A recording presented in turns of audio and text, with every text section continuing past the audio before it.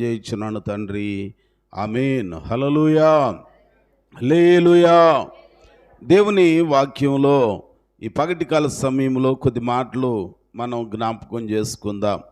ఈ క్రిస్మస్ ప్రత్యేకమైన ఉద్దేశం ఏంటనంటే, క్రిస్మస్లో ఇవ్వటం అనేది ఉంటుంది. దేవాతి దేవుడు తన ఒక్కగానొక్క కుమారుడైన యేసుక్రీస్తు వారిని నరావతారిగా లోకంలో ఉన్న నీ కోసం నా కోసం అనుగ్రహించి ఉన్నాడు. యోహాను సువార్త 3:16 అంటాడు కదా, దేవుడు లోకమును ఎంతో ప్రేమించిన ఆయన ఏం చేస్తున్నాడు అని అంటే, తన ఒక్కగానొక్క కుమారుడైన ఆ యేసుని నీ కొరకు నా కొరకు లోకములో పణముగా పెట్టడానికి అనుగ్రహించి ఉన్నాడు. ఆయన ఇచ్చాడు.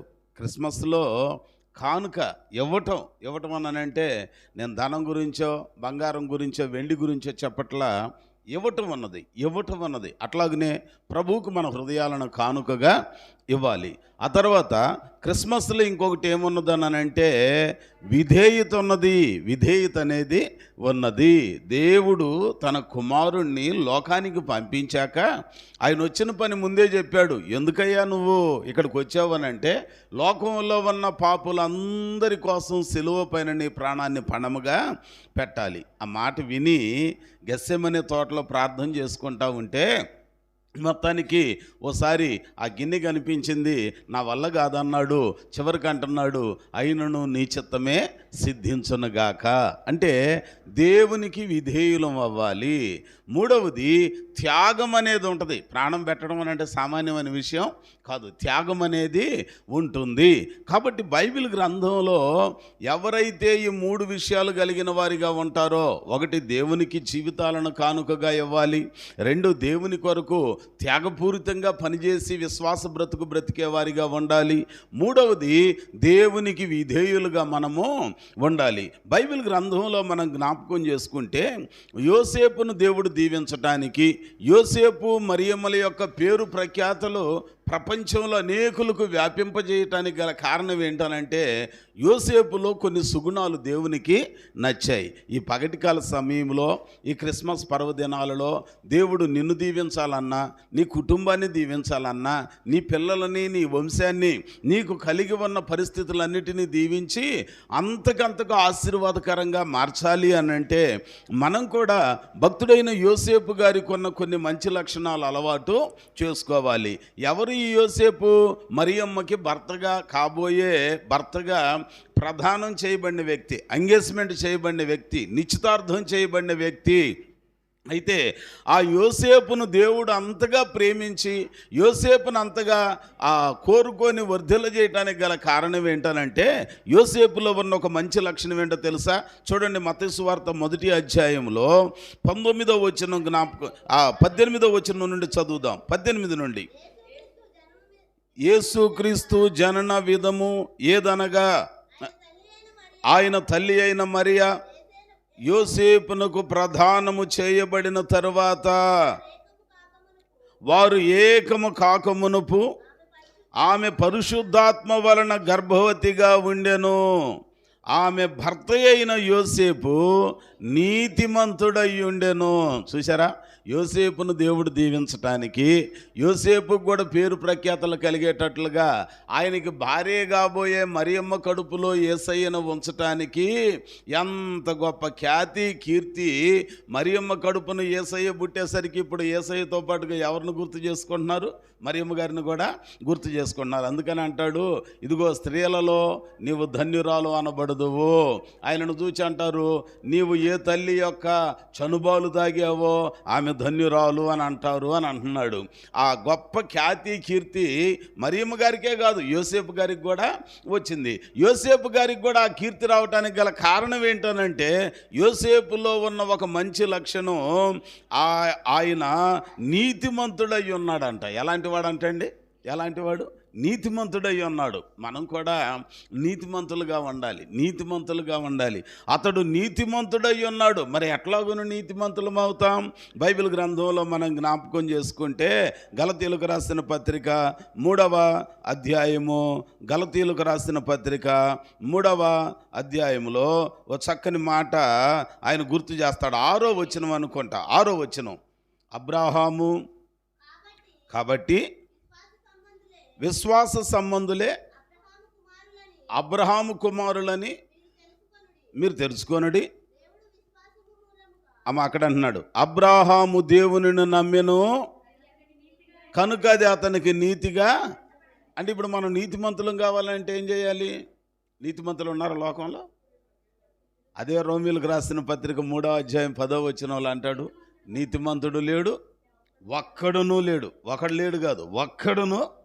ఎంత వెతికినా, జల్లెడు బట్టి చూసినా ఎక్కడో ఒక చోట మచ్చ ఉంటానే ఉన్నది. నీతిమంతుడు లేడు, ఒక్కడనూ లేడు. సరే, నీతిమంతులు లేకపోయారు, బాటలో త్రోవలో ఉన్నారని అంటే ఆ క్రింద అంటాడు, అందరూ త్రోవ తప్పి ఏకముగా పనికి మాలిన వారైపోయారు అని అంటాడు. అంటే లోకంలో ఉన్న మనం నీతిమంతులం కాదు.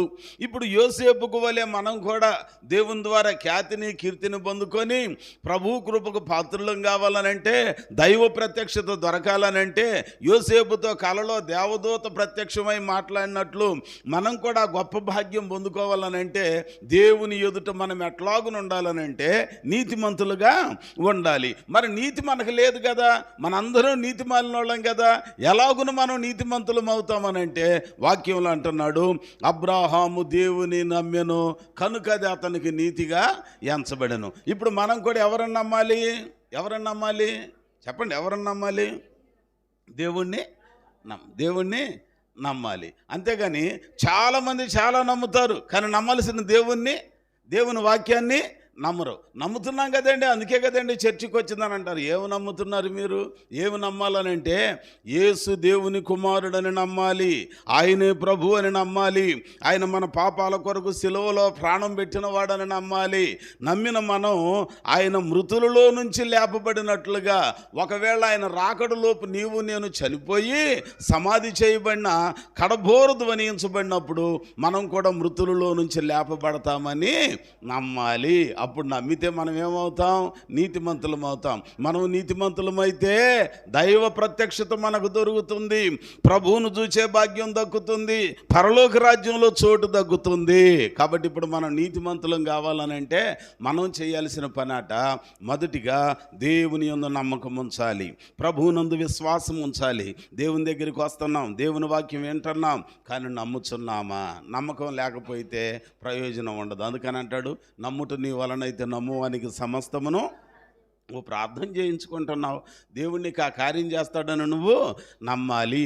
నువ్వు నమ్మకపోతే నీకు ఫలితం ఏమీ లేదు. అందుకని యేసు ప్రభు వారు చెప్పాల్సిన బోధ అంతా చెప్పి చివరిలో అంటాడు, చెవి గలవాడు ఆత్మ సంగములతో చెప్పు మాటలు వినుగా. కానీ ఇప్పుడు దాకా ఎవరికి చెప్పాడు? చెవులు లేని వాళ్ళకి చెప్పాడా? అంటే ఉన్నాయి చెవులు, కానీ విని దాని చొప్పున నడిచేవాడే చెవి కలిగిన వాడు. అందుకని వాక్యంలో అంటున్నాడు, మనం నమ్మాలి. మనం నీతిమంతులం కావాలనంటే ప్రభువును నమ్మేవారిగా ఉండాలి. అందుకని ఆదికాండం 6వ అధ్యాయంలో ఒక మాట మనం జ్ఞాపకం చేసుకుందాం. ఆదికాండము 6వ అధ్యాయము 9వ వచనం ఒకసారి చదువుకుందాం నాన్న.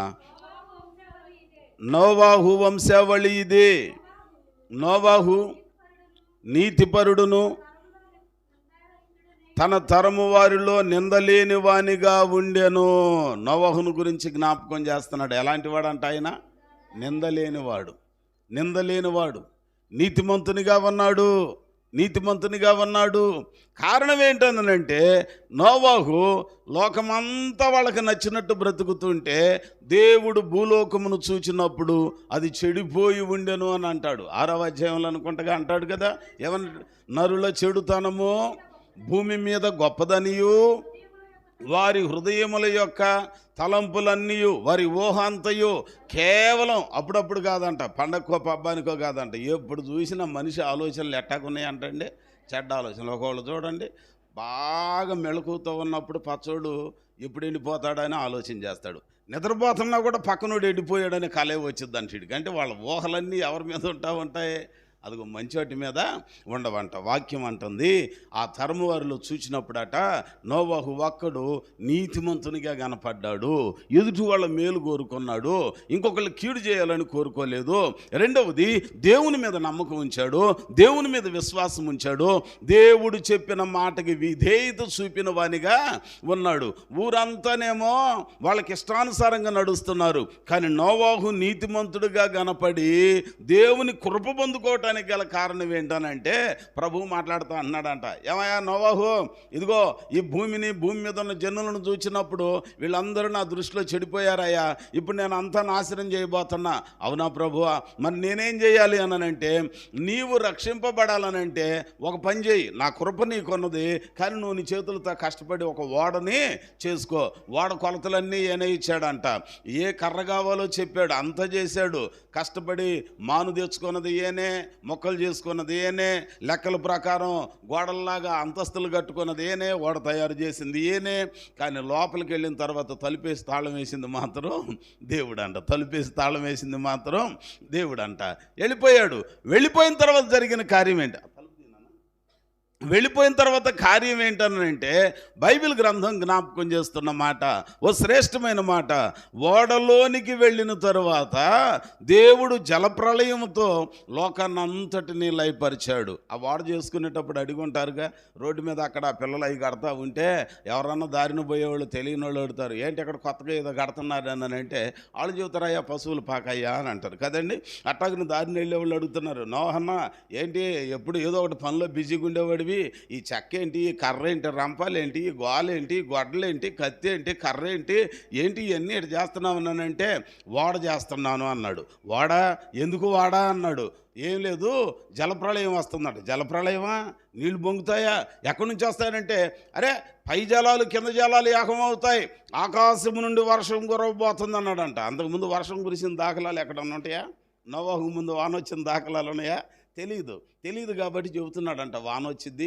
వాన ఎక్కడి నుంచి వచ్చింది? పైనుంచి వచ్చింది. ఊరిక అన్ని మాయ మాటలు చెబుతున్నా, ప్రార్థన పెచ్చ బాగా ముదిరినట్టుంది నోవాహుకి. పైనుంచి నీళ్ళు రావటం ఏంటి? ఏం మాటలు ఈ మాటలు? అమ్మ బాబో ఈ వీధిలో వచ్చి అన్న బలకరిస్తే ఈ పిచ్చి మనకు అంటుకుంటుందేమని చెప్పి అనేక మంది ఆయనను హేళన చేసి వెళ్ళినోళ్ళు ఉంటారు, ఆయన చూసి నవ్వుకొని వెళ్ళినోళ్ళు ఉంటారు. ఇప్పుడు కూడా చనిపోయిన వాళ్ళు పైకి వెళ్ళి మళ్ళీ యేసు ప్రభు వారు రానయ్య ఉన్నాడని అంటే కొంతమంది ఏం అనలేక నమ్ముతున్నారు. కానీ పాస్టర్ గారికి ఈ వయసులో పిచ్చి పట్టింది, శాదాస్తం పెరిగిపోయింది, చచ్చినోడు బతకటం ఏంటి, బ్రతికితే బ్రతికాడు, మళ్ళీ ఆయనే పరలోకంలో నుంచి భూమి మీదకి వస్తాడు అంటున్నాడేంటి? ఇప్పటివరకు ఎవరన్నా వచ్చారా అట్లాగునా? ఎవరు రాలేదు కాబట్టి నమ్మట్లేదంట కొంతమంది. అయితే వాక్యం అంటుంది, చూచి నమ్మిన వానికంటే చూడక నమ్మిన వాడే. వర్షం వచ్చిద్దయ్యా, పై జలాలు కింద జలాలు ఏకమవుతాయ్యా అని అంటే విన్నారు, హేళన చేశారు. వాడంతా పూర్తయ్యాక ఇప్పుడన్నా రండి, నా మాట వినండి, లోపలికి రండి, మీకు మేలు కలిగిద్దానంటే వచ్చారా? తృణీకరించారు. తీరా చూస్తే తలుపు వేయబడింది, వర్షం మొదలైంది, పై జలాలు క్రింద జలాలు ఏకమయ్యాయి. అవమానించి అపనమ్మకంతో ఉన్న వాళ్ళందరూ జలప్రళయంలో లయమయ్యి పోయారు. అంచేత నోవాహు ఆ తరము వారిలో నీతిమంతుడు గనుక, కృప పొందినవాడు గనుక. ఎందుకు ఆయన నీతిమంతుడయ్యానంటే దేవుడు చెప్పిన మాటకు విధేయుడు అయ్యాడు. కనుక మనం కూడా ఈ క్రిస్మస్ పర్వదినాలలో దేవుని ఎదుట నీతిమంతునిగా ఉండాలనంటే యోసేపు దేవుడు చెప్పిన మాట విన్నాడు, నోవాహు కూడా దేవుడు చెప్పిన మాట విన్నాడు, విని నమ్మి దాని చొప్పున చేశాడు. మరి మనం చేయగలుగుతున్నామా? క్రిస్మస్ పర్వదినాలలో దాదాపుగా 2023 సంవత్సరం చివరిలోనికి వచ్చేసాం. ఇంకొక వారం రోజులేగా, ఇంకొక 5 రోజులేగా ఈ సంవత్సరం అయిపోబోతుంది. మరొక నూతన సంవత్సరం అనే దయాకిరీటాన్ని దేవుడు సిద్ధంగా ఉంచాడు. దేవుని జనాంగమా, ఆయన దృష్టికి మనం నీతిమంతులుగా ఉండాలి, ఆయనకు విధేయులుగా మనము ఉండాలి, ఆయన చెప్పిన మాట ప్రకారం నడిచేవారిగా మనము ఉండాలి. యోసేపు దేవుని దీవెన పొందుకోవటానికి, యోసేపు ప్రపంచానికి ప్రఖ్యాతగాంచిన వ్యక్తిగా పరిచయం కావటానికి యేసయ్య జన్మించటం, యేసయ్య ఇంటిలో జన్మించడానికి గల కారణం ఏంటనంటే యోసేపు నీతిమంతుడు. రెండవది ఆయన ఎలాంటి వాడు అనంటే దేవునికి విధేయత చూపినవాడు. కాబట్టి మనం కూడా ఈరోజు దేవుని ఎదుట నీతిమంతులుగా ఉండాలి. నీతిమంతులుగా ఉండాలంటే మొదటిగా దేవుణ్ణి నమ్మాలి. రెండవది నమ్మిన మనం ఆయన మాటకి నోవాహు వలె విధేయులం కావాలి. మూడవది అప్పుడు ఆయన ఎదుట మనం నీతిమంతులం కావటానికి ఏం చేస్తాడో తెలుసా? యోహాను భక్తుడు రాసిన మొదటి ఉత్తరం, యోహాను పత్రిక మొదటి పత్రిక మొదటి అధ్యాయము 7వ వచనము 9వ వచనం చదువుకుందాం. మొదటి పత్రిక మొదటి అధ్యాయము 7వ వచనం. మనము ఆయనతో అయితే మనము నడిచిన ఎడల మనము అన్యోన్య సహవాసము కలిగిన వారమయ్యుందుము. అప్పుడు ఆయన కుమారుడైన యేసు రక్తం ప్రతి పాపము నుంచి మనల్ని పవిత్రులనుగా, నీతిమంతులుగా చేస్తుంది, పరిశుద్ధులుగా చేస్తుంది. 9వ వచనంలో అంటాడు, మన పాపములను మనము ఒప్పుకొనిన ఎడల అదుగు ఆయన నమ్మదగిన వాడు, నీతిమంతుడు గనుక సకల దుర్నీతి నుండి మనలను విడిపించి పవిత్రులనుగా చేస్తాడు. అంటే ఇప్పుడు నీతిమంతులం కావాలనంటే ఏం చేయాలి? ఒకటి, దేవుణ్ణి నమ్మాలి. రెండవది, నమ్మి ఆయన చెప్పిన మాటకు నోవహుకు వలె విధేయులు కావాలి. మూడవది, ఆయనతో సహవాసం చేస్తూ పాపాలను ఒప్పుకొని విడిచిపెడితే అప్పుడు నీతిమంతులంగా ఉంటాం. ఈ క్రిస్మస్ పర్వదినాల్లోనైనా మనం దేవుని ఎదుట నీతిమంతులుగా ఉండాలి. లోకంలో నువ్వు నీతిమంతుడివేనేమో, ఒకళ్ళు తీసుకోవాలా, ఒకళ్ళది కలుపుకోవాలా, ఒకళ్ళకి కీడు చేయాలా, ఒకళ్ళకి హాని చేయాలా, మంచిదే, నీతిమంతుడివే. కానీ దేవుని దృష్టికి నీతిమంతులుగా మనము ఉండాలి. యోసేపు నీతిమంతుడిగా ఉన్నాడు, అందుకే దేవుడు ఆయనకు అంత గొప్ప భాగ్యాన్ని, దైవ దర్శనాన్ని ఇచ్చాడు. రెండవది, యోసేపులో ఉన్న ఇంకొక సుగుణం ఏంటనంటే, మత్తయి సువార్త 1వ అధ్యాయము 19వ వచనంలో చూస్తే అందులో ఒక మాట అంటాడు. మత్తయి సువార్త 1వ అధ్యాయము 19వ వచనంలో, అమ్మ చదువునాను. యోసేపు నీతిమంతుడయ్యుండి ఆమెను అవమానపరచనొల్లక రహస్యముగా ఆమెను విడనాడ ఉద్దేశించెను. అవమానపరచనొల్లక ఏంటి సంగతి అన్నానంటే, నిశ్చితార్థం అయిపోయింది ఆమెకి, ఇక రేపో మాపో పెళ్లి డేటు పెట్టుకోవాలి. కానీ ఈలోగా దేవదూత వచ్చి ఏం చెబుతుంది? ఇదిగో నీ భార్య గర్భవతి అయ్యా, ఆమె ఏ విధమైన తప్పు చేయలేదు, ఆమె పరిశుద్ధాత్మతో లోక కళ్యాణార్థమై ఒక శిశువుకి జన్మనివ్వటానికి దేవుడు ఆమెను కోరుకున్నాడు. పరిశుద్ధాత్మ వలన గర్భవతి అయింది. ఆమె కన్యక, ఆమె పరిశుద్ధురాలు, మచ్చలేని మాణిక్యంలాగా మెరిసిపోతున్న అమ్మాయ్యా, నువ్వు వేరే రీతిగా ఏం భావించొద్దు అని మాట చెబితే అంతవరకు బాగానే ఉంది. కానయ్యా, ఎందుకు వచ్చిన గోల? ఇదిగో మొత్తానికి ఎంగేజ్మెంట్ అయిపోయింది, గర్భవతిగా ఉన్నది అని నలుగురు 4 రకాలుగా అనుకుంటారుగా. అందుకని ఇప్పుడు ఈ అమ్మాయిని పంచాయతీ పెట్టి వదిలించుకోవటం నేరం. ఎందుకని? దేవుడు దూత చెప్పిందిగా, ఇది మనుషుల ద్వారా కాదు, దేవుడు తన కార్యాన్ని చేస్తున్నాడు అన్నాడు. మరి ఇప్పుడు ఏం చేయాలి? అసలు ఎంత గోల ఎందుకని? అవమానపరచడం ఇష్టం లేక, ఎవరిని? మరియమ్మను అవమానపరచడం ఇష్టం లేక రహస్యంగా ఆమెను విడిచిపెట్టి ఏదో ఒక ఊరు వెళ్ళిపోదాం అనుకున్నాడంట, కనపడకుండా. ఎంత మంచి మాట అండి. కొంతమంది ఉంటారండి, అవమానపరచడానికే అంచెంబటి కాసుకొని ఉంటారు కొంతమంది, కదండి, ఉండరా? బైబిల్ గ్రంథంలో, మన ఊర్లోనో లేకపోతే మా ఊర్లోనో మీ ఊర్లోని కాదు, నేను చెప్పేది బైబిల్ గ్రంథంలో దేవుని పిల్లలని, దేవుని కార్యాలని, దేవుని శక్తిని అవమానపరిస్తే అది భయంకరమైన శిక్షకు మూలము అవుతుంది. ఒకవేళ నువ్వు దేవుని పిల్లలను అవమానపరిస్తే ఆ అవమానాలు ఏదో ఒక రోజున ఆశీర్వాదాలుగా దేవుడు మారుస్తాడు. కానీ అవమానించిన నీకు మాత్రం అగచాట్లే ప్రాప్తిస్తాయి, కానీ మేలు కలగదు. ఫర్ ఎగ్జాంపుల్, బైబిల్ గ్రంథంలో మనం జ్ఞాపకం చేసుకుంటే ఆదికాండం 9వ అధ్యాయంలోనండి, ఆదికాండం 9వ అధ్యాయంలో 20వ వచనాన్ని ఒకసారి జ్ఞాపకం చేసుకుందాం. ఆదికాండము 9వ అధ్యాయము 20వ వచనం చదువునాను. నోవాహు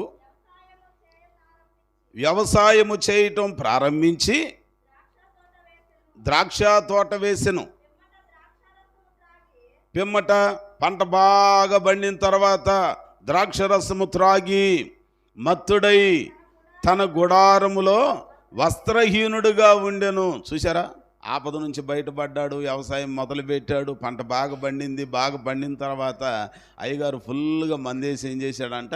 మత్తుడై పడుకున్నాడు. ఎంత మత్తులో ఉన్నాడని అంటే, వస్త్రాలు కూడా లేకుండా, వస్త్రాలు కూడా ఊడిపోయింది కూడా తెలియకుండా వస్త్రహీనుడిగా ఉన్నాడంట. ఎక్కడున్నాడు ఆయన? గుడారంలో ఉన్నాడు. వస్త్రహీనుడై గుడారంలో ఉంటే ఇప్పుడు ఆ నోవాహు గారి కొడుకులు ఎంతమంది? మొత్తం 3 కొడుకులు. 3 కొడుకుల్లో మధ్యలో వాడు ఒకడున్నాడు, రెండోవాడు. ఈ రెండోవాడు ఎందుకు వెళ్ళాడో గుడారంలోకి వెళ్ళాడంట. వెళ్ళి ఒక్కసారి చూడగానే వాళ్ళ నాన్న ఒంటి మీద బట్టలు తొలగిపోయినాయి, లేపితే లేవట్లా, బాగా ద్రాక్షరసం దాగి మత్తుడయ్యి ఉన్నాడు. జన్మనిచ్చిన తండ్రిగా, కడుపును కన్న తండ్రిగా, రక్తం పంచిచ్చినోడుగా, నీకోసం ఎన్నో బాధలు పడ్డోడుగా నువ్వు ఇప్పుడు ఆ తండ్రిని అవమానపరచాలే, గనపరచాలి. కానీ ఈడేం చేస్తున్నాడు అని అంటే వెంటనే బయటకు వచ్చి చెప్తున్నాడంట. చూడండి, 22వ వచనం చదువుదాం. అప్పుడు కనాను తండ్రి అయిన హాము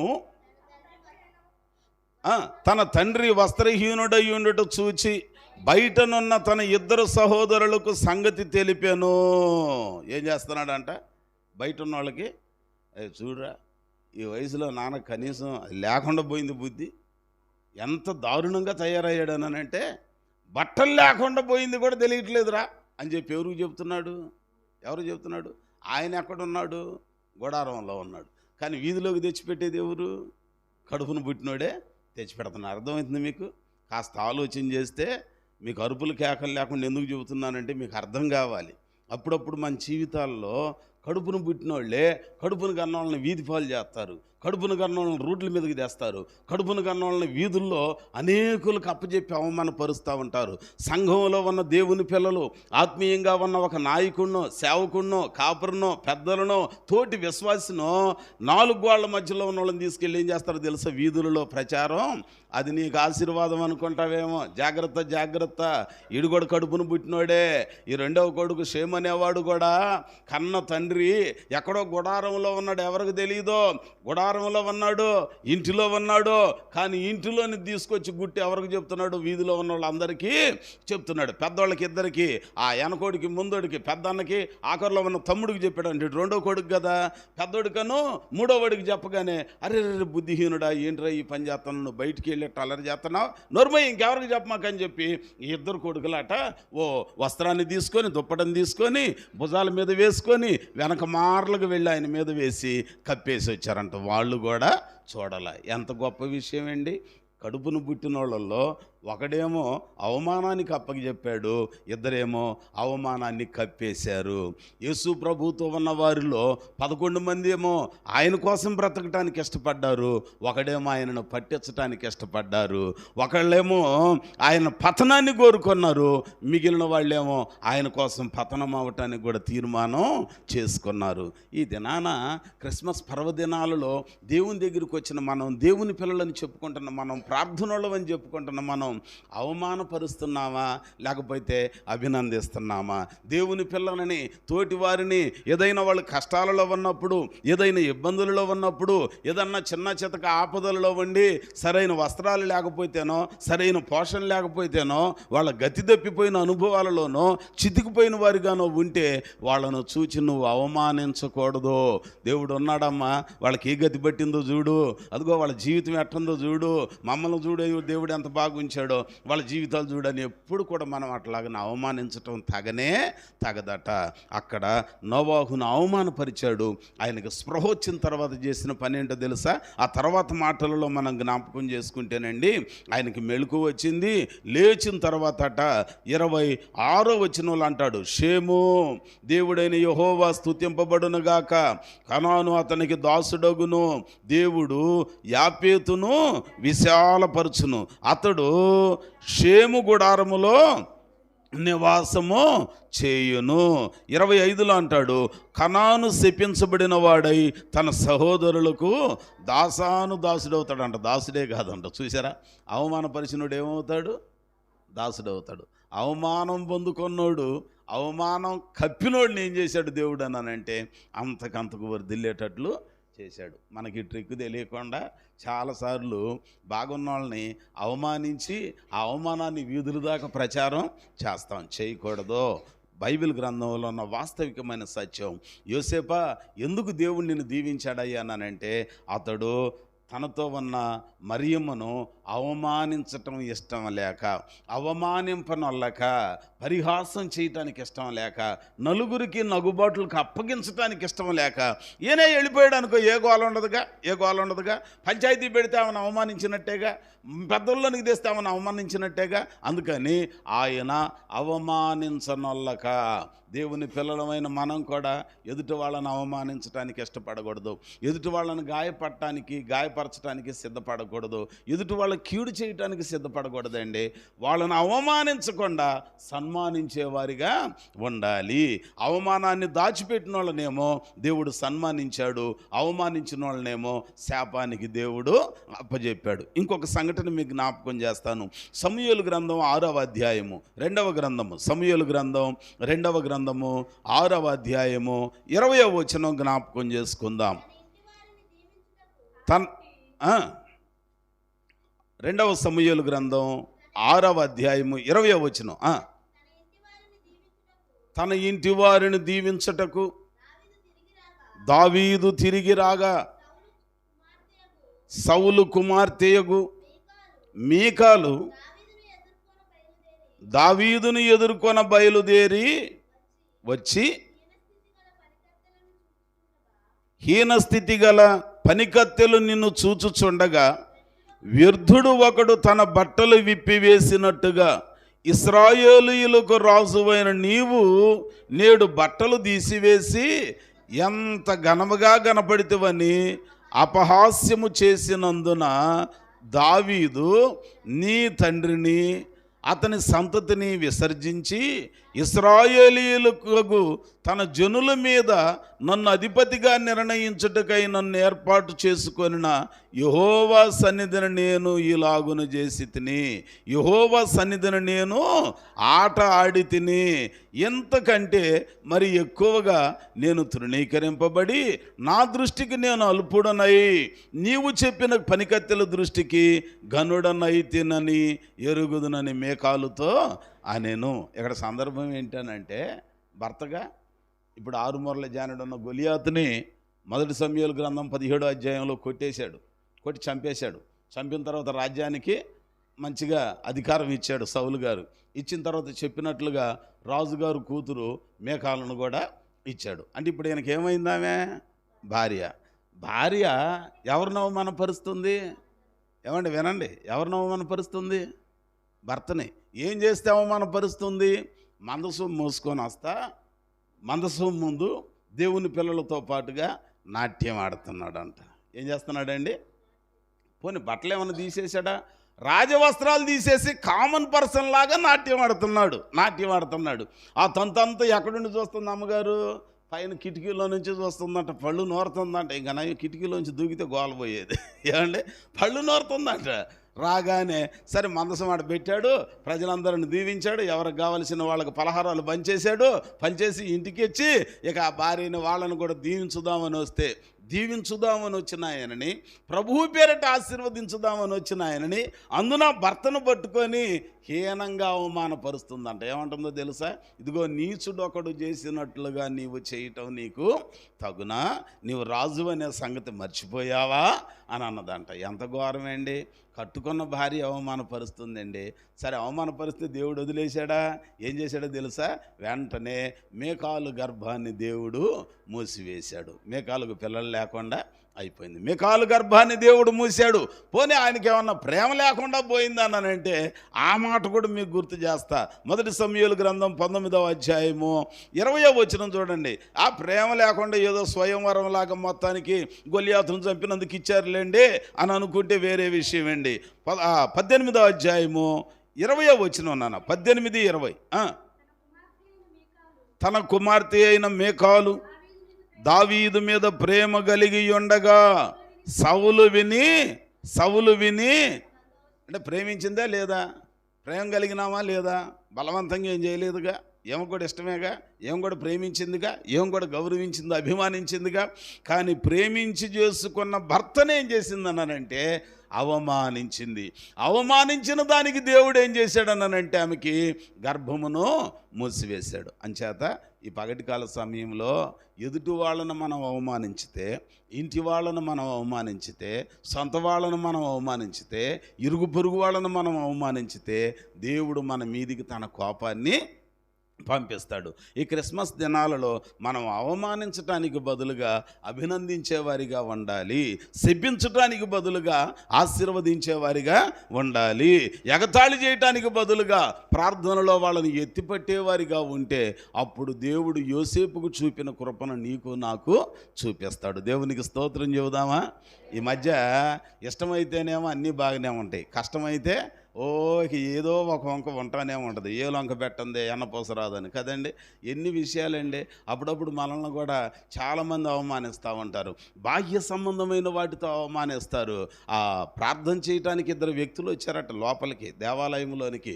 ఎవరు వాళ్ళు? యేసుక్రీస్తు వారి దినాల్లో వచ్చిన వాళ్ళు అని అంటే, ఒకడేమో సొంకరి, ఇంకొకడేమో పరిసేయుడు. వీళ్ళిద్దరూ ప్రార్థన చేయడానికి వచ్చారు. ఎక్కడికి వచ్చారు అని అంటే దేవుని ఆలయంలోనికి వచ్చారు, మందిరంలోనికి వచ్చారు.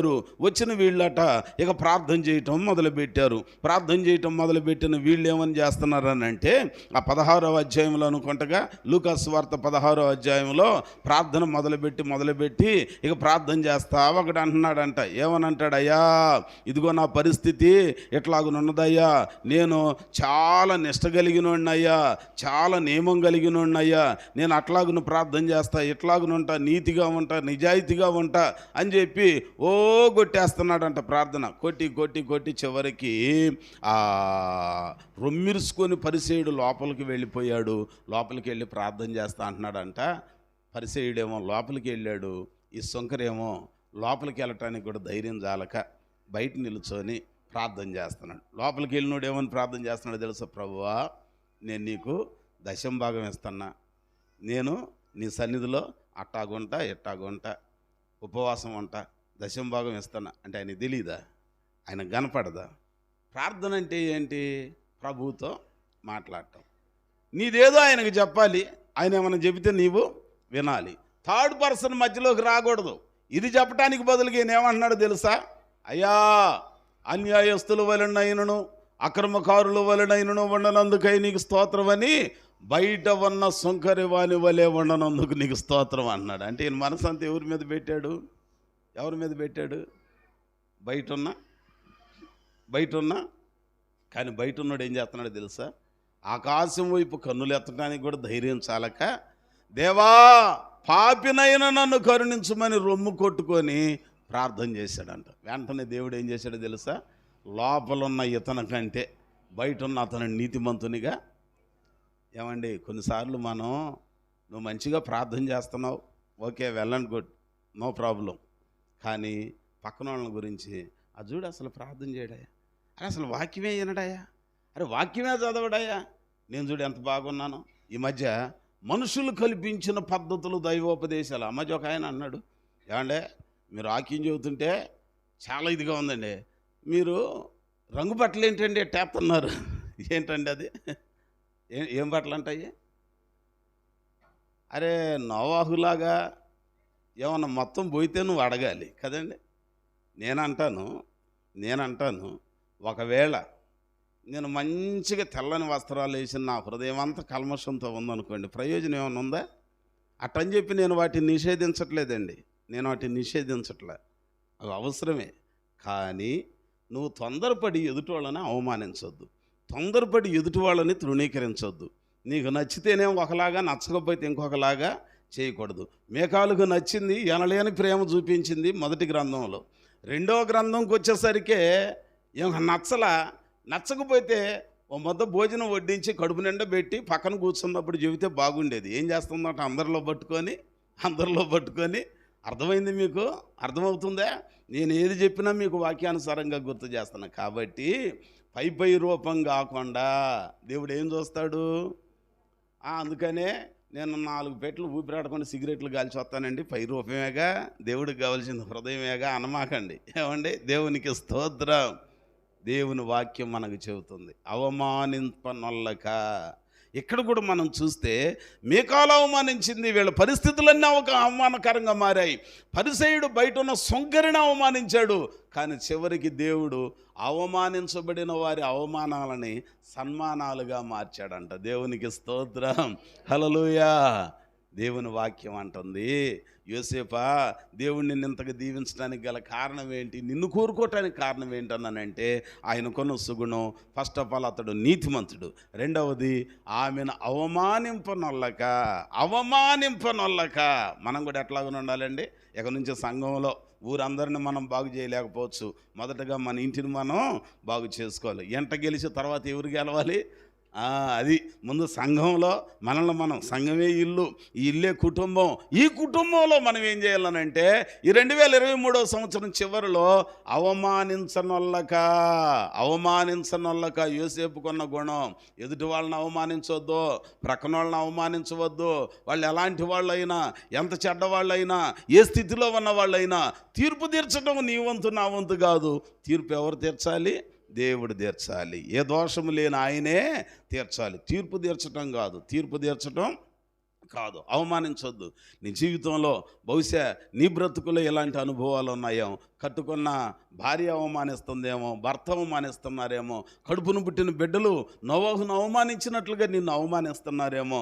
కానీ దేవుని సన్నిధిలో మనం గనక కన్నీటితో ప్రార్థనా జీవితాన్ని కొనసాగించి యోసేపుకు వలె ఈ సుగుణాలు మనం కలిగిన వారిగా ఉంటే ఏదో ఒక రోజున అవమానాలను సన్మానాలుగా ఆయనే మారుస్తాడు.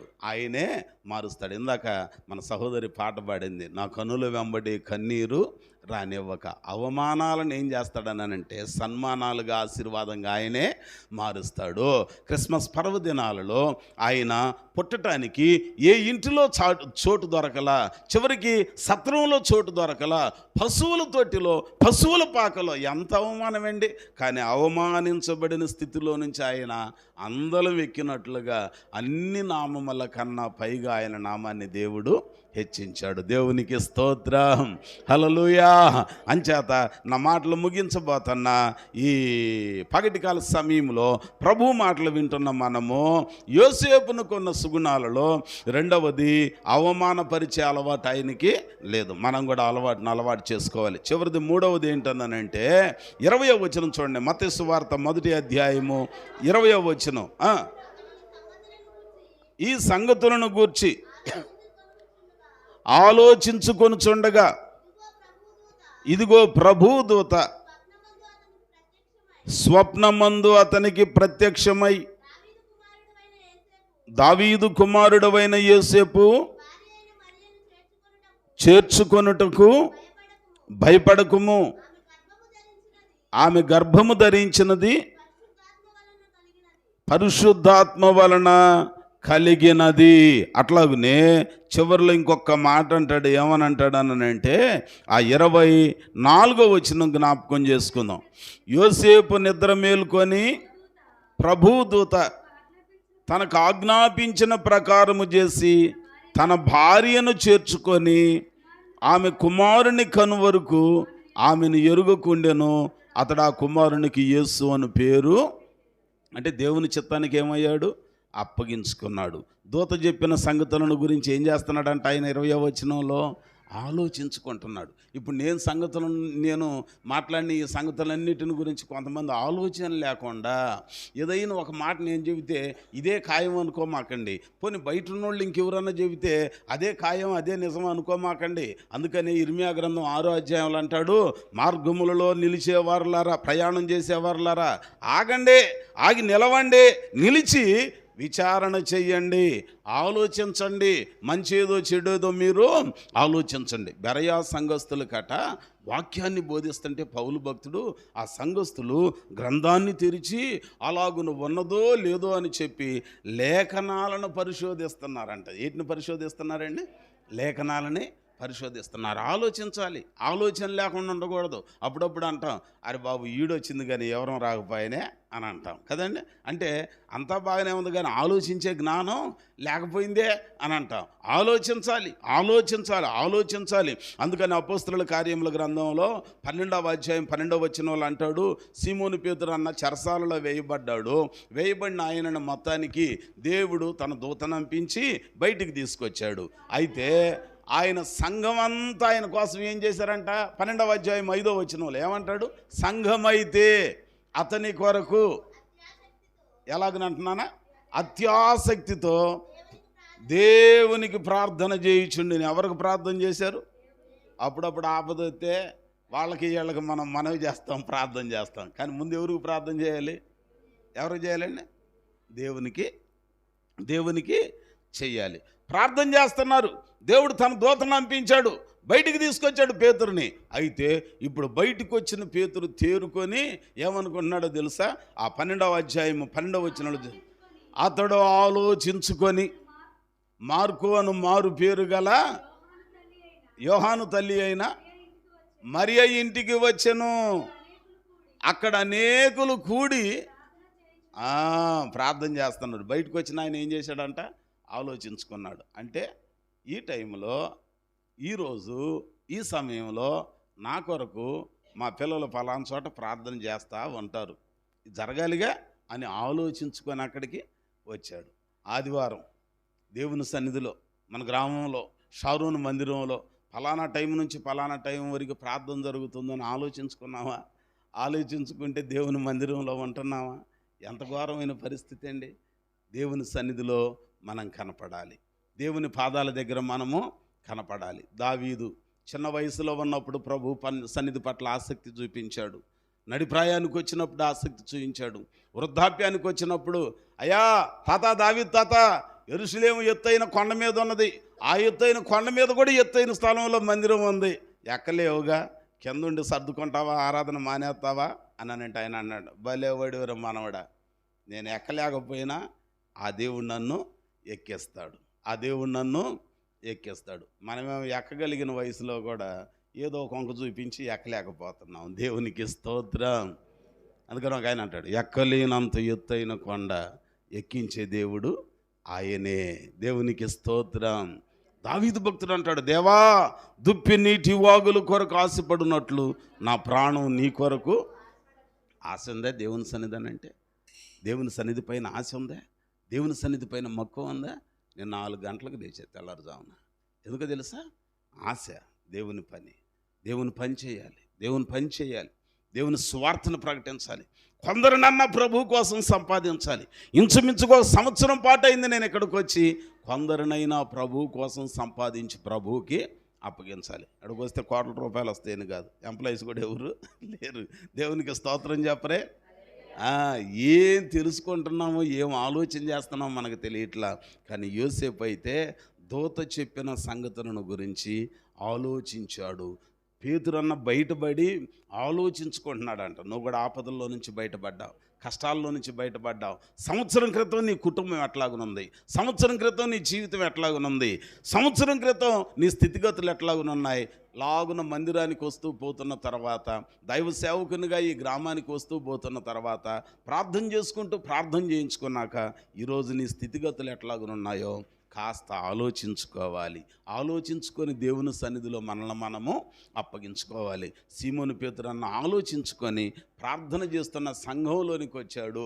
మనం కూడా ఆలోచించుకొని మన మేలు కోరి, మన క్షేమం కోరి, మన విమోచన కోరి, మనం క్షేమంగా ఉండాలని ఎవరైతే ప్రార్థన చేస్తున్నారో అక్కడికి నువ్వు తప్పకుండా రావాలి. ఆలోచించేయి. ఇంకెంతకాలం బయట ఉంటాం, ఇంకెంతకాలం ఎడంగా ఉంటాం? పేతురన్న ఆలోచించాడంట. నా కొరకు వాళ్ళు ప్రార్థన చేస్తారు, ఒక నమ్మకం ఉంది. ఆలోచించుకొని అక్కడికి వచ్చాడు. వచ్చేసరికి చేస్తున్నారా లేదో వాళ్ళు ప్రార్థన చేస్తున్నారు. నువ్వు ఆలోచిస్తున్నావా? ఏముంది, ఆయన పైనుంచి 1 కోటి రూపాయలు నెల వస్తాయండి, ఎంత దూరమైనా వస్తాడులేండి అని అనుకోవటానికి ఏమైనా వస్తున్నాయా? ఏమండి, అరే ఆలోచించాలి. అట్నే ఉంటుందిలేండి, ఎంత కష్టమో తెలుసండి. ఈరోజు అసలు ఎన్ని పనులు ఉన్నాయి అనుకున్నారండి అన్నానంటే దైవజనులు రాజబాబాయ్ గారు పాట పాడుతూ అంటారు, ఎంత దూరమైనా అది అంత భారమైనా, ఎంత దూరమైనా అది అంత భారమైనా, యేసు వైపు చూడు నీ భారమంత తీరు, యేసు వైపు చూడు నీ భారమంత తీరు, తీరానికి చేరు. ఆలోచించాలి. ఇంత ప్రయాసపడి దేవుడు మన జీవితంలో ఏ తెగులు, ఏ కీడు సమీపించకుండా మనల్ని భద్రంగా కాపాడితే మనం ఎక్కడున్నాము? దేవుని సన్నిధిలో ఉన్నామా, ఎక్కడున్నామా ఆలోచించుకొని సరి చేసుకోవాలి. పేతురన్న ఆలోచించుకొని ఆయన క్షేమం కోరి ప్రార్థన చేసే గుంపు దగ్గరికి వచ్చాడు. రెండవది ఇంకొక మాట మీకు జ్ఞాపకం చేస్తా. సమూయేలు గ్రంథంలోనండి మొదటి గ్రంథం 25వ అధ్యాయం, సమూయేలు గ్రంథం మొదటి గ్రంథము 25వ అధ్యాయము 17వ వచనం జ్ఞాపకం చేసుకుందాం. ఎక్కడండి, ఒక వ్యక్తి ఉన్నాడు. ఆ వ్యక్తి పేరు నాబాలు అనే మాటకు అర్థం మొరటువాడు, మోటోడు అని అంటారు చూడండి. నేను చెప్పేది కాదు, వాక్యం వాక్యంలోనే ఉంటాడు. అతడు పేరుకు తగినట్టుగానే మొరటువాడు అన్నమాట. అతని చర్యలు, అతని క్రియలు, అతని పరిస్థితులన్నీ బహు మొరటుతనంగా ఉంటాయి. మొత్తానికి నాబాల్ అనేవాడు గొప్ప ఆస్తి ఉంది.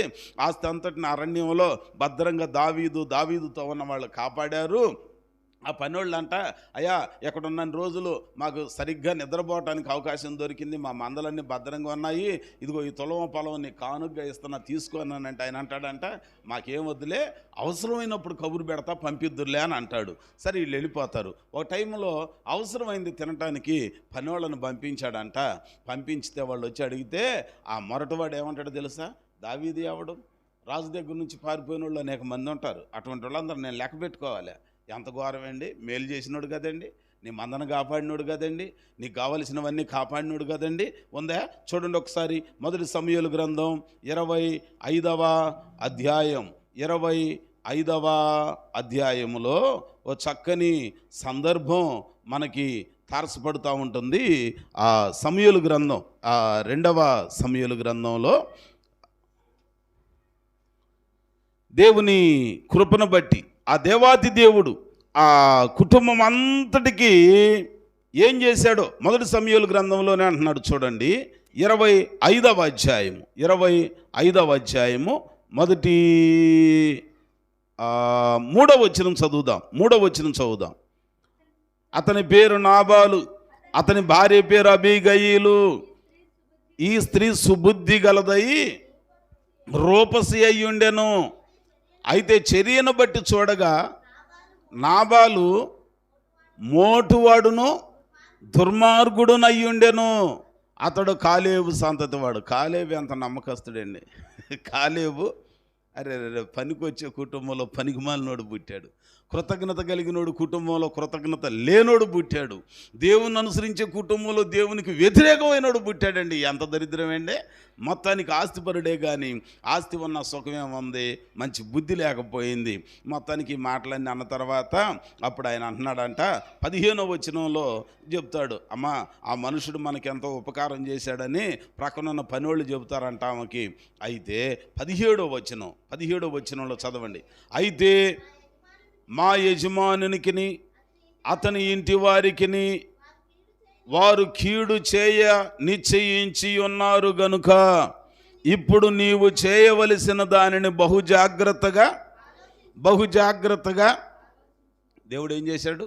పనివాళ్ళు చెబుతున్నారంటమ్మా, మేము చూస్తూ ఉండగానే మీ ఆయన మా యజమానుడు మేలు చేసినోడు పట్టుకొని నోటుకొచ్చిన మాటలు మాట్లాడాడమ్మా. ఇంకేముంది, ఆయన రాబోతున్నాడమ్మా సైన్యం వేసుకొని. ఆ దావీదు ఎదుట ఎవరు నిలవలేడమ్మా. ఆయన మాకు ఉపకారం చేస్తే ఈడు అపకారం చేశాడమ్మా మా యజమానుడు నీ భర్త. అమ్మా కీడు రాబోతుంది, ఇక నువ్వేం చేస్తావో నువ్వే ఆలోచించు తల్లి అని అన్నాడంట. జాగ్రత్తగా బహుజాగ్రత్తగా అంట, మామూలుగా కాదంట, బహుజాగ్రత్తగా ఆలోచించుము అని అనగానే వెంటనే ఆమె ఏం చేసిందో తెలుసా?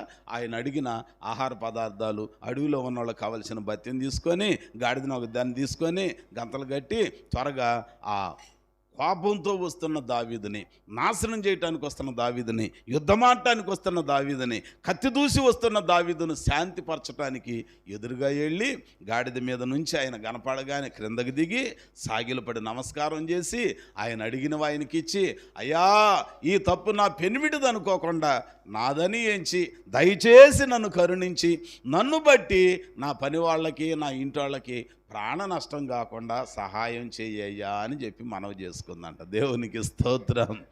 ఆలోచించితే ఎటువంటి మంచి పనులు చేస్తాం. మనం కూడా ఆలోచించుదాం. దేవుడు కృప చూపించాడు.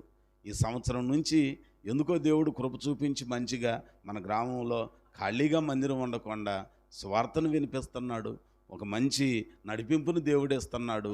ఆలోచించుకొని ఇంకెంతకాలం బయట ఉందాం, ఆలోచించుకొని మందిరంలోనికి వద్దాం, ఆలోచించుకొని ఎడాపెడా కాకుండా దేవుని మందిరంలో కనపడేటట్టు చూద్దాం. ప్రార్థనకు రాకుండా ఎంతకాలం మానుకుందాం, దేవునికి దూరంగా ఎంతకాలం ఉందాం. దేవుడు ఒక అవకాశం ఇస్తున్నాడు. అనేక మంది నీకంటే గొప్పవాళ్ళు ఈ దినాన్ని సమయాన్ని చూడకుండా వెళ్ళిపోయారు, కానీ నిన్ను నన్ను ప్రాణంతో ఉంచాడు. ఇప్పుడైనా మనం మారు మనసు పొందటానికి ఆలోచించుకుందాం. మారు మనసు పొందిన మనం బాప్తిస్మం పొందటానికి ఆలోచించుకుందాం. బాప్తిస్మం పొందిన మనం మందిరంలోనికి రావడానికి ఆలోచించుకుందాం. వచ్చిన మనం ఎదుటి వాళ్ళని అవమానపరచకుండా, పక్కన వాళ్ళని అవమానపరచకుండా నీతిమంతులుగా దేవునికి ఇష్టలుగా జీవించటానికి ఒక తీర్మానించుకుంటే దేవుడు అప్పుడు అవమానాలను సన్మానాలుగా చేస్తాడు. కన్నీటిని నాట్యంగా మారుస్తాడు, దుఃఖాన్ని సంతోషంగా మారుస్తాడు. యోసేపు జీవితంలో దేవుడు ఆయనను ఆశీర్వదించడానికి గల కారణం ఇదే. ఒకటి, అతడు నీతిమంతుడు. రెండవది, అవమానించటానికి ఇష్టపడనవాడు, సన్మానించటమే నేర్చుకున్నవాడు. మూడవది, ఆయన దూత చెప్పిన సంగతులను గురించి ఆలోచించినవాడు. మనం ఆలోచిస్తున్నామా? పొలంలో గొర్రెల కాపర్లు వచ్చి ఈ సంగతులన్నీ మరేకి యోసేపుకి చెప్తా ఉంటే జరిగిన ఈ సంగతులను గురించి ఆమె ఆలోచించుకొనుచు, హృదయంలో తలపోసుకొనుచు భద్రం చేసుకుందంట. ఏం చేస్తుందంటే అండి, ఆలోచించుకుంటూ తలపోసుకుంటుందంట. మనం కూడా ఏం చేయాలి? ఆలోచించాలి. ఒకసారి ఈరోజు విన్న మాటలు ఆలోచించండి. దాదాపుగా ఒక 9-10 నెలల నుంచి జరుగుతున్న సేవా పరిచర్యను ఆలోచించండి. దేవుడు మీ జీవితంలో ఎన్ని కార్యాలు చేశాడో ఆలోచించండి. దేవుడు మన పట్ల ఎన్ని మేలులు చేశాడో ఆలోచించండి. ఈ వాక్యం ప్రకటించడం మొదలుపెట్టి మందిరంలోనికి అడుగు పెట్టాక దేవుడు నీకు ఎంత మేలు చేశాడో ఆలోచించుకొని ఒక అడుగు ముందుకేసి ఒక మంచి నిర్ణయం తీసుకో. కీడు రాబోతుంది. దేవుడు దావీదు తన పరివారం నాబాలు ఆస్తిపాస్తులు కాపాడినట్లుగా దేవుడు నీ ఆస్తిని, నా ఆస్తిని, నీకు నాకున్న ఇంటి వాళ్ళని, మీ పిల్లలని, నా పిల్లలని, మనందరినీ కాపాడిన దేవుడు అంటున్నాడు, నీ హృదయం నాకు ఇమ్ము. మనం అంటున్నాం, నువ్వెవరివి నన్ను అడగటానికి, నా బ్రతుకు, నా ఇష్టం, నా హృదయం, నా బాల అంటున్నాడంట. మరొకటి కదా, ఆస్తి నాదే, నీకు నేను ఇవ్వాల్సిన పని అంటే నాది నాది నాది అంటున్నాడంట. ఏది నీది? ఏది నీది కాదు. ఒకవేళ నువ్వు అనుకోవచ్చు ఈ శరీరం నీది అనుకోవచ్చు, పొలం నీది అనుకోవచ్చు, పంట నీది అనుకోవచ్చు, కానీ దేవుడు అంటున్నాడు, సరే నీ వాటి మీద నీకు అంత మక్కువ ఉంది, నేను ముగిస్తే నీ మాట చెప్పి. ఒకసారట పొలంలో విత్తనం వేశాడు, పైరంటలా, ఇంకొకసారి వేసాడు పైలంటలా, మొత్తానికి ఇక మూడోసారి వేసి ఆరు బయట మంచం వేసుకొని ఏడుస్తున్నాడంట. భగవంతుడా, ఈ సంవత్సరం పంట పండిందా? సరే, లేకపోతే ఏదో ఒకటి దాగి సావటం తప్ప అప్పుల నుంచి బయటపడటం నా వల్ల కాదనుకున్నాడంట. ఆ ఏడుపు చూసిన దేవుడు ఏం చేశాడనంటే, ఆ సంవత్సరం వాడు వేసిన విత్తనాన్ని దీవించాడు, పంటని ఆశీర్వదించాడు. మొత్తానికి పంట పైరు బాగా కనపడుతుందంట. కోతకాలం వచ్చేసింది. వెంటనే ఫుల్గా ఫుడ్ కొట్టి ఇప్పుడు అదే ఆరు బయట మంచం వేసుకొని, నెలలే కదండి తేడా, విత్తనం వేసిన తర్వాత పంట రావడానికి సంవత్సరాలు పట్టిద్దే, నెలలేగా మొత్తానికి నెలల్లోనే ఎంత బుద్ధి మారిందో చూడండి ఈ మనిషికి. ఆరు బయట మంచం వేసుకొని పీకల మట్టుకు తిని బేరమని దేవుతో అంటున్నాడంట, కాలు మీద కాలు వేసుకొని మంచం మీద, నా ప్రాణమా, ఎవరితో చెబుతున్నాడంట? వరి ఎవరు నీ కాదనంటే ఊరుకుంటానా? ప్రాణం నీదేగా. అప్పుడప్పుడు కొంతమంది అంటారు, నా ప్రాణం నువ్వే అని అంటాడు పెళ్ళయ్యేదాకా. పెళ్ళైన సంవత్సరం దాకా నా ప్రాణం నువ్వే అంటాడు, తర్వాత నీ ప్రాణం ఇది ఎత్తాడు. నా మాట నమ్ము, దేవునికి స్తోత్రం. ఈడు కూడా అన్నాడంట, నా ప్రాణమా, ఏమన్నాడు? తినుము, త్రాగుము, సుఖించుమని అన్నాడు. అనేక ఏండ్లకు సరిపడా నేను నీ కోసం సంపాదించా. అమ్మ బాబోయ్, నీకు సంపాదించడం చేత అయితే అంతకుముందు విత్తనం వేసినప్పుడు పంట ఎందుకు పండలా? అంతకుముందు ఎందుకు పండించలేకపోయావు? అంతకుముందు ఎందుకు రాబడలేదు? అంతకుముందు ఎందుకు దిగుబడలేదు? అప్పుల పాలు ఎందుకు అయ్యావు? తెప్పలు ఎందుకు పడ్డావు? కష్టాలు ఎందుకు పడ్డావు? తెగుళ్ళు ఎందుకు వచ్చినాయి? ఇదంతా మర్చిపోయి నేను నీ కొరకు సంపాదించా, తినో, త్రాగో, సుఖించు అన్నాడండి. దేవుడు చూసి, నిజమే కదరా, నీ చేత్తో విత్తనం వేసావు, నీ చేత్తో కలుపు మొక్కలు పీకావు, నీ చేత్తో నీరు కట్టావు, నీ చేత్తో నీ కాళ్ళతో పాదులు చేసావు, మొత్తం నీదే. నీ దాని మీద నీకు అంత మక్కువ ఉంటే నా దాని మీద నాకు మొక్కువే కదరా. నీదని ఓ పట్టుకొని ఊగిలాడుతున్నావుగా, మరి నీ దగ్గర నాది పెట్టేలే. మా ఇంటికి మీ ఇల్లు ఎంత దూరం, మీ ఇంటికి మా ఇల్లు కూడా అంతే దూరం కదరా. నీది నువ్వు తీసుకో, నాది నేను తీసుకుంటా అన్నాడంట. ఏంటయింది? మనిషిలో పెట్టిన ఊపిరి ఇది పోయిందనుకో, ఏం చేస్తాం? ఏమైనా చేయగలం? అనుభవించగలమా? అందుకని ఆయన తీసుకోకముందే అంతా నాది అని అనకూడదంట. ఏమనాలి మనం? ప్రభువా, ఇదంతా నీవు ఇచ్చినదే, నీవిచ్చినదే అని చెప్పాలంట. దేవునికి స్తోత్రం, హల్లెలూయా. కాబట్టి దేవుని చిత్తానికి అప్పగించుకోవాలి.